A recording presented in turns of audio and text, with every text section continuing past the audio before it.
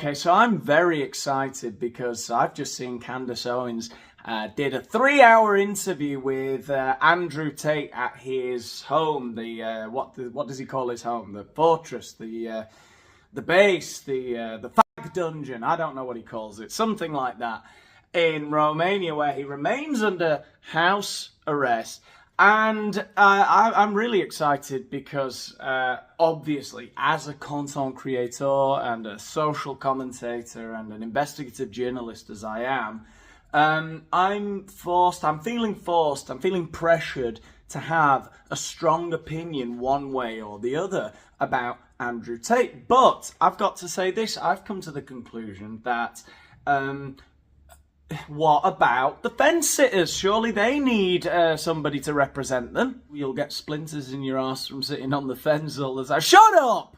Yeah, I might get splinters in my arse. At least I don't have a massive stick in my anus, like all of the rest of you holier-than-thou, morally superior, neo-Puritan bullshitters. Why don't you grow a pair and give apathy a chance? So how do you reconcile, first off, how long ago was your webcam business? Yeah, so I stopped having any involvement with it. I think 8 to 9 years ago I stopped. It was a long time ago. It was at the early stages of the internet. The early stages of the internet, basically 8-9 years ago. Yeah, I remember 8-9 years ago. 2015, you mean? The dark ages, yes. When we were all there sat with our dial-up desktops. Mother, I'm logging on to the interweb. Be sure not to use the landline or I shall lose my connection. And I'll explain it one more time for people. I've explained it already at length, but I'll explain it from the beginning. I had a company. I was fighting at the time. And on a side note, I actually want to make this clear. We talk about things people have done in the past for money. I beat people up for money. That is amazing. That is a very good tactic there. He's clever. He's not an idiot, Andrew Tate. He's good at manipulating you because he speaks very quickly and you almost sometimes believe what he's saying. He's accused of trafficking, of forcing women to do things that they really didn't want to do, using all kinds of manipulation and intimidation tactics, right? And there seems to be quite a lot of evidence. He's basically self-snitched. There's loads of it. It's all over the internet, him explaining how he would get women to essentially fall in love with him and then trap them in his home and blah, blah, blah, blah, blah, blah, blah. You can go and watch it. I don't care about all that stuff. It's not interesting to me. The interesting thing to me is stuff like that. When he says, well, if you want to talk about evil, I used to beat men up for a living. You're a professional fighter, Andrew. That is in no way the same thing. It reminds me of somebody who gets caught holding up a bank or something and they would say, well, isn't that just what the government do? You know, tax. 3 innocent people lost their lives. It was a bloodbath. Are we just going to pretend Iraq didn't happen? What does Tony Blair have to say for himself after Iraq? I hurt people for money. I don't often tell people this, and I think it's the first interview I've mentioned it in. There's a person who can never walk the same again because he fought me. I hope I heard that right. He never walked the same way again after he fought you, right? And there's a person who can never walk the same again because he fought me. I'm so immature. I've had 87 professional fights and I did my best to kill people. You're going to sit here and talk about what I did for money. I literally hurt people for money. And so I'm not a perfect person. I'm not sorry for my kickboxing career or my cage fights. I'm not sorry for any of it. I had bare knuckle fights. I'm not sorry for any of them. It's just, you got to admire his ability to talk without pause. It's a talent. But the thing is with charlatans is they eventually say stuff that doesn't mean anything. They might say a lot of things that are true. And I think this is the point with Andrew Tate. A lot of people like him because he has said stuff that is quite logical and he does call people out for stuff. And a lot of the time you can sort of go, yeah, that makes sense. A lot of the time he's talking crap. Like just then, he said, I'm not ashamed of my fighting career. No, nobody's telling you need to be ashamed of your fighting career because it's completely fine for 2 grown men who trained their entire lives to be professional fighters to sign a contract, 2 men of a similar weight, get in a ring, fight in front of a crowd for money. Nobody cares about that. The same way as if the founder of OnlyFans, people might find him disgusting, right? But at the end of the day, as far as we can tell, he hasn't done anything illegal, okay? The problem comes when, for example, if instead of fighting a man in an organised fight where you both sign a contract, you, I don't know, chained a man up in your house and beat him. That would be a problem, you know? Do you see? You follow me? Right? I was a person who had to pay the bills. I lived the life I lived. I used the tools I had.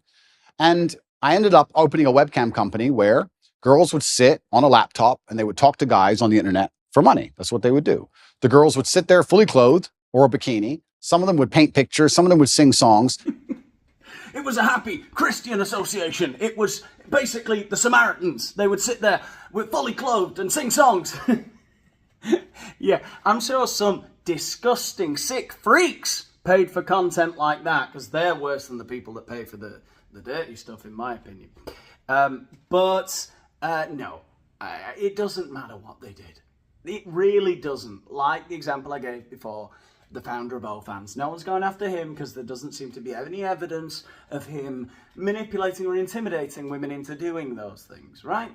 So therefore it's fine. The problem comes when they don't do it of their own volition. It's very similar to Twitch is now. Twitch is almost more actual than the sexual websites were back then. I helped the girls set up accounts. We worked together. I helped them become as popular as possible.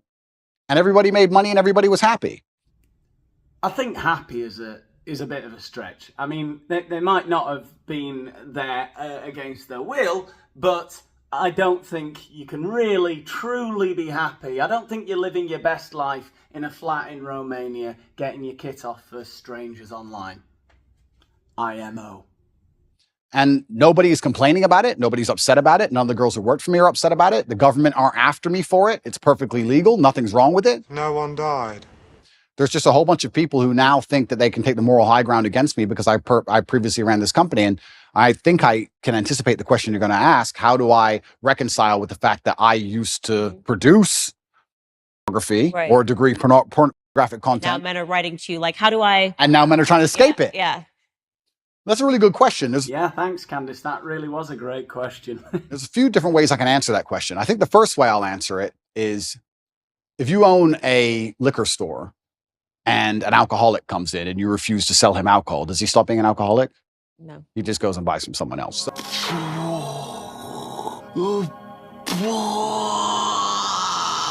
So that's the cop-out answer. The cop-out is, well, these people who are addicted are always going to be addicted regardless of whether I did it or not. So that's the cop-out answer. But the second answer I can give, which I think is more detailed and probably more nuanced, is... Oh, nuance, that's our favourite word, isn't it? I still don't have a name for my followers. Disciples? Disciples. He's talking about nuance. One, I intimately understand the relationship between men and these websites. I've had and seen men give away their life savings to girls they've never met. Yes, I think we all understand the business model you used, but I don't understand. He's supposedly answering Candace's question as to how he reconciles the fact that he's got such a strong anti-pornography message to young men, and yet he built his empire off the very thing he preaches against. Is he answering that? I'm not so sure he is. I've watched and I've seen it. And I actually think a lot of the insights I give, a lot of the things I tell the world about the male mental health crisis, about men being so constantly lonely, about how important it is to build yourself into a high-value man, about how money alone is not enough. I explain all these things. A lot of these are lessons from the webcam days. I saw dudes who had a whole bunch of money, no other attributes, and they ended up on these websites spending hundreds of thousands of dollars because they didn't have anything else. Yeah, again, that's something I don't really have an issue with. We all have our contradictions, and I guess in 8 years you change quite a lot. If you're an intelligent person, you do change your mind about the things that you did and the things that you believed and all of that kind of thing. So I'll give him a pass there, and I'm sure that's what Andrew Tate is really hoping by the end of this video, that he'll get my approbation. I'm going to give you a chance, Andrew, all right? So I think I learned a lot of important life lessons, and I do my best to try and pass them on to people. But I guess also, and this is the final answer I want to give about this whole subject, is that I do think I can take the question you're asking and reverse engineer it and use it against the people who are trying to attack me for it. This bit's my favorite. This is amazing. My answer to it would be, How do you sit and want to criticize me for being involved in the production of pornography 10 or 11 years ago if you're involved in the consumption of it?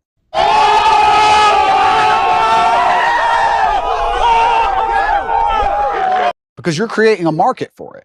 So anybody who wants to sit and say that I did things wrong, that's fine. You're allowed to throw stones. But if you're in a glass house, if you have ever signed up to an OnlyFans account, if you have Instagram. Sure, I was young once. I dabbled in a bit of trafficking. But haven't you got an Instagram account? I know what you're saying. You're saying the people that criticize him from a moral standpoint, you know, and then there's probably a lot of them that, engage in the very thing they claim to despise. But, well, yeah, those people are hypocrites. Of course they are. But then there's a lot of people who criticize you because they just genuinely think it's disgusting to run a business like that.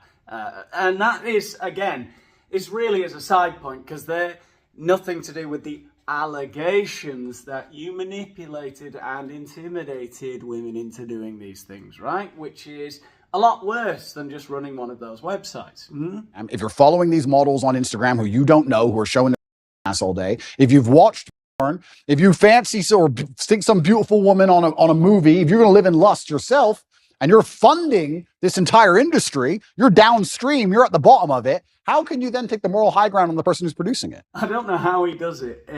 It's amazing. Whatever he's talking about, he puts it out there that in some way you, another man that's not him, is a total bitch. Sure, I traffic those women. Sure, I set up those websites. But you're consuming it. You're at the bottom of the stream. You're a bitch. Beta. That doesn't make sense to me. So if you've totally abstained from pornography your entire life and you've never looked at it ever and you've never been involved with it ever and you're a perfect person and you want to come along and say what I did was wrong, that's fine. But I don't think most people who are complaining can even say that. Really? If you think about it, it's your fault. No, I get what he's saying. Yeah, you can't be angry with him if you're a consumer of prawn. And you can't be angry with the producers of it, I guess. Though again, I don't think this is the main point. The main point is the very serious allegations that you're facing. I don't think they can. And I will once again state this, and I state this as a matter of almost fact. The level of investigation I've gone under, the level of forensic investigation my life has been submitted to, most people don't understand. Most people have never been through what I've been through. They've not had their entire life forensically analyzed, every word they've ever said, everyone they've ever spoken to, every WhatsApp chat, everything. Tell me you're not married without telling me you're not married. Good one. Head to toe by federal agencies for the last 10 years, and the most they come up with is that I ran a webcam company, which I've already admitted to. No one died. That's it. Take these people who criticize me and see how many websites they've been on. Yeah, you can take all my devices. My search history is clean as a whistle. Get their laptops. See the they've Googled.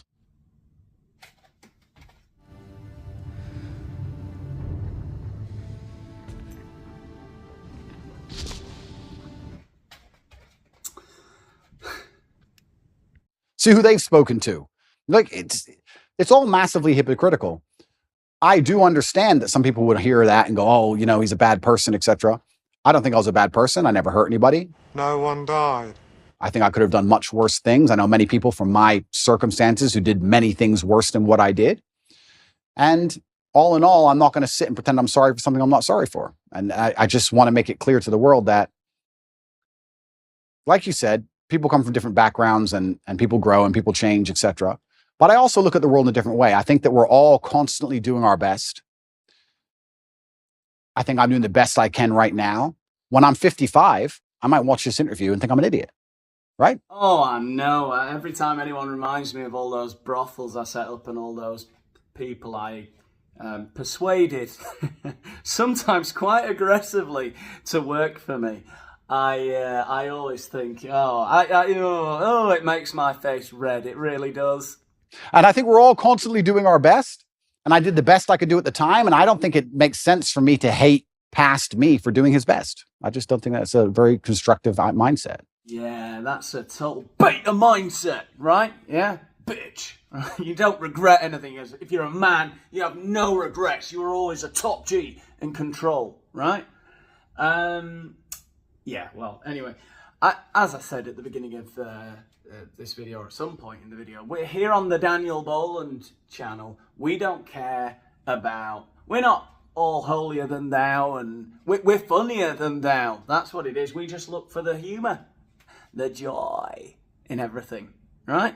We don't care about any alleged victims or the disenfranchised, pathetic, basement-dwelling dweebs that follow Andrew Tate. You know, it's all a trope. It's all boring. Like, I hate being in either of those camps.